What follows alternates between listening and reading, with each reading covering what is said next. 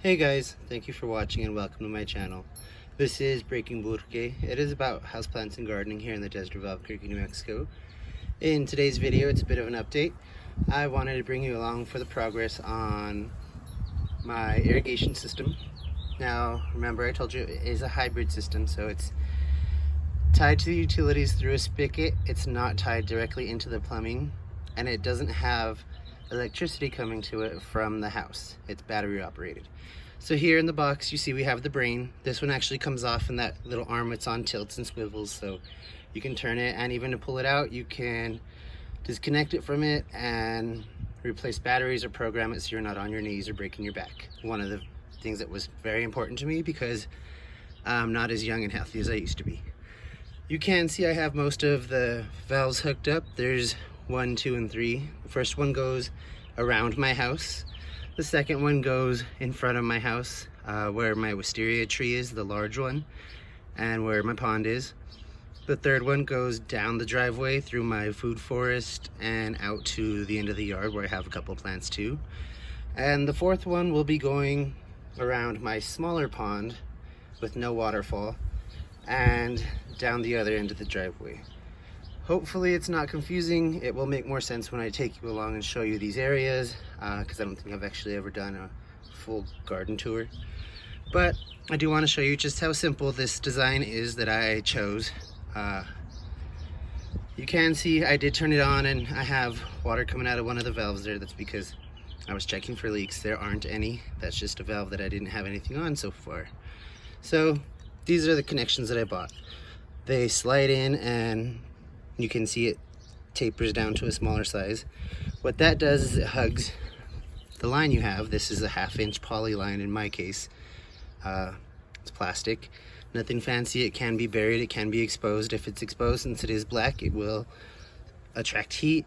That'll make your water in your lines hot, could damage your plants. In some cases it does cool off pretty quick, but it will also attract, in my case I've seen squirrels, rabbits, mice all chew on it to try and get water, and it breaks down easier too in the sun. So I'm just going to show you how easy it is to attach these. There's just, you make sure this is as straight a cut as you can and push it in. Now before I do that, I want to show you, they do come with a little seal here with the screen. I'm going to pop that out. If you look in here, you can see right there, you shouldn't push it past there because then it will interfere with your ability to tighten it. So what I like to do is take the screen out so you can see inside. It does take some force to get this in because they're about the same size, but that's what keeps it together.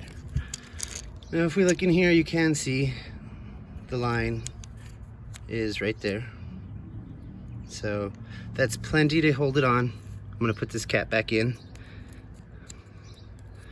This cap is more important for the washer than the screen. The screen will help keep it clean, but the washer prevents leaks. Now I just have to hook this up in zone 4 and I will have all that ran. Now the other thing that I wanted to show you is see how it comes from the spigot. I put a splitter there so I can still have my hose and water if I want to. And I have shut-off valves on each. If it's following the length of the hose, like this one is, going straight down it, it's on. Like the other one is going across, is off. Sorry. Notifications. Then over here you can see all my lines are buried in the same trench. It's very convenient if you can keep them together so you're not puncturing them anytime you dig. Then I wanted to show you just how I came up out of the flower beds. Right there you can see it just tapers into the flower bed and surfaces. What I'm going to do is run it in the back of the flower beds where I can, so it's less likely to be punctured, but there are parts where I have some deep flower beds. I'm going to see if we can get around to that area.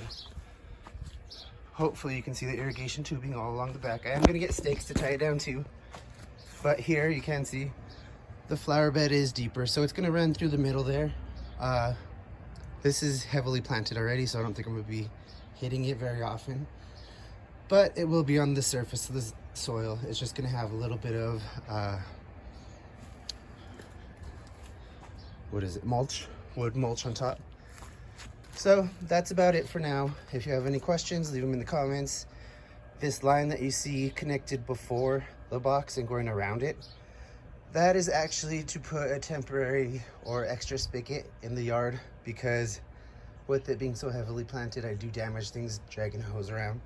It'll make it to where I don't have to have a 100-foot hose, and I don't have to turn off this or drag a hose through the yard and break plants. Thank you for watching. Please remember to like, comment, and subscribe, and have a great day. Bye.